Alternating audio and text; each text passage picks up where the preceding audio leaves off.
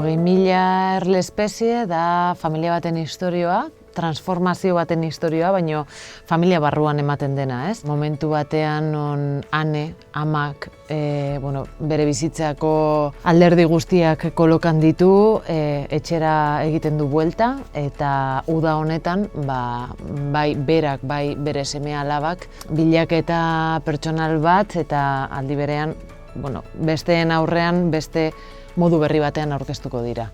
Nik behar dudan askotan da gasolina bat, proiektu batean sartzeko eta suposatzen dut konektatzen nauena, hunkitzen nauen zerbait dela, eta horrek, konexio horrek ematen dit, proiektu batean sartzeko gura, grina, errealitate berri bate ezagutzeko, elkarrizketak egiten hasteko desira. Horrek guztiak mugiarazten nau, askotan nire bilaketan egiten ditudan galdera horiek erantzun nahian, pelikula osatzeko abiapuntua, ez?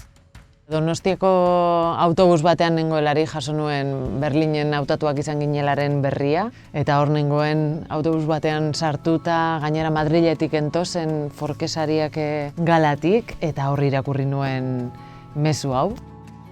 Egia da, hasiera batean ez genuela, ez da nik neuk, behintzat, ez nuen olako hortze mugarik ere jartzen, ez? Zentratu naiz momentuan zegokidana egiten, ze lan pilo bat egondatzean, 5 urteko prozesua izan da. Horregatik esaten dut, momentu horretan ez duzula inoiz hainbesteko bukaera amesten ere, baino gero, aurkeztu genuenean, hor geunden ja pixkat, itxaropena piztuta, zoragarria izan da.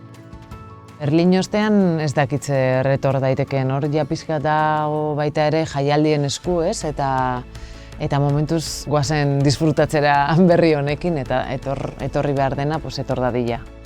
Orain, egia da, badagoela lan asko ere fase honetan, pelikula bide laguntzen, eta zenbait toki plazatan, pelikulari buruz ere hitz egiten eta publikoarekin partekatzen, eta baita ere badaukat deskantsurako gogoa, oso urte potentea izan da, azken 13 hilabetetan egon naiz aldi berean pelikula eta kuerdaz film laburrarekin, eta bi prozesuak aldi berean pixkat, deskantsurako eta lurra eraberritzeko desirarekin, beste istorio berriak sor daitezen.